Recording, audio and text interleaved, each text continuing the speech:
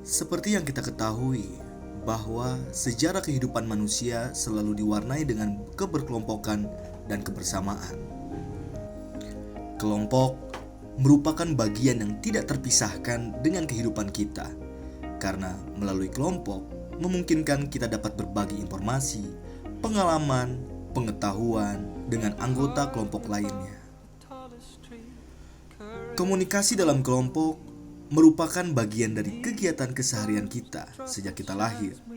Kita sudah mulai bergabung dengan kelompok primer yang paling dekat, yaitu keluarga.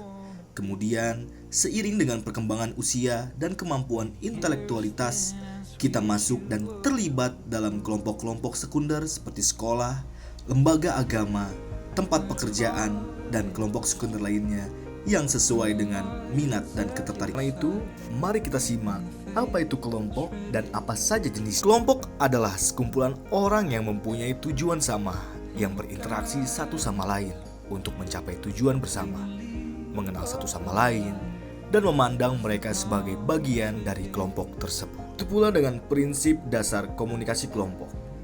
Kelompok merupakan bagian yang tidak dapat dilepaskan dari aktivitas kita sehari-hari, baik yang bersifat primer maupun sekunder.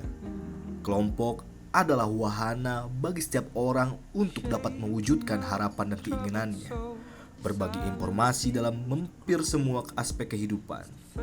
Ia bisa merupakan media untuk mengungkapkan persoalan-persoalan pribadi dan dapat merupakan sarana meningkatkan pengetahuan.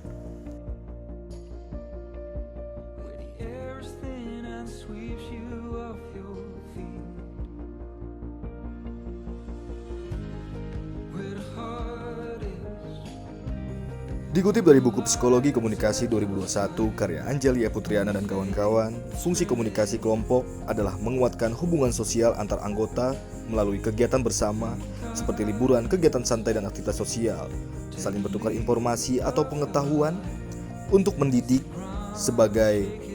para anggotanya, lalu mengajak anggota kelompok untuk melakukan atau tidak melakukan suatu hal, problem solving, yaitu upaya pemecahan atau penyelesaian masalah guna menghindari konflik yang lebih besar.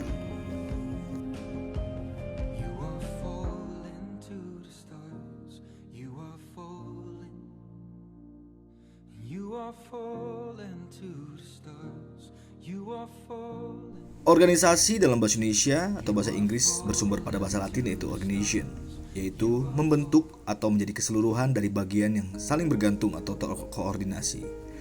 Sedangkan menurut istilah, organisasi adalah suatu kumpulan individu yang sama-sama melalui satu hierarki pangkat dan pembagian kerja serta berusaha mencapai tujuan tertentu.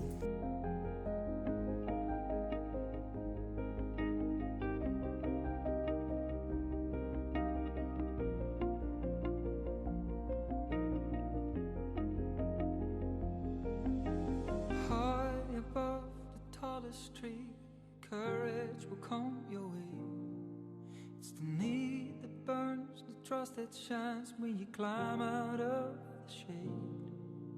Your higher ways, the things you wanna be.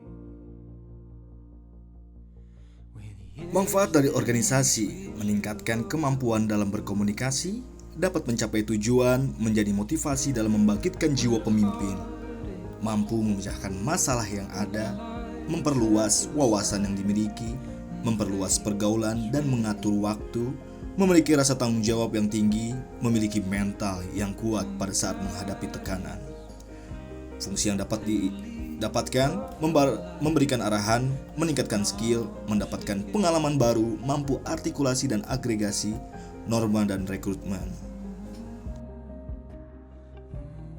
Teori-teori komunikasi organisasi, teori struktural klasik, teori neoklasik atau hubungan manusia, teori fusi, teori peniti penyambung, teori sistem sosial, teori public relation, dan teori kepemimpinan.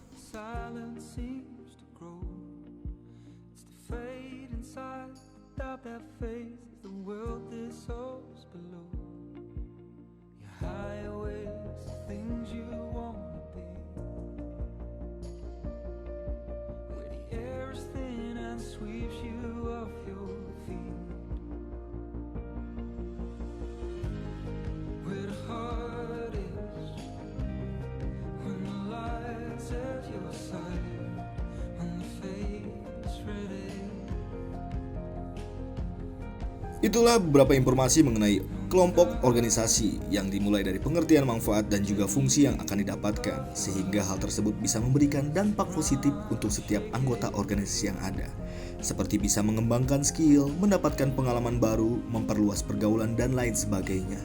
Oleh karena itu, budaya organisasi ini juga atau kelompok memiliki peran penting, terutama dalam dunia sosial, pendidikan, dan bisnis. Budaya organisasi yang baik tercipta dari solidnya para anggota hingga menciptakan atmosfer yang baik dan berdampak pada pengembangan karakter bagi para anggotanya.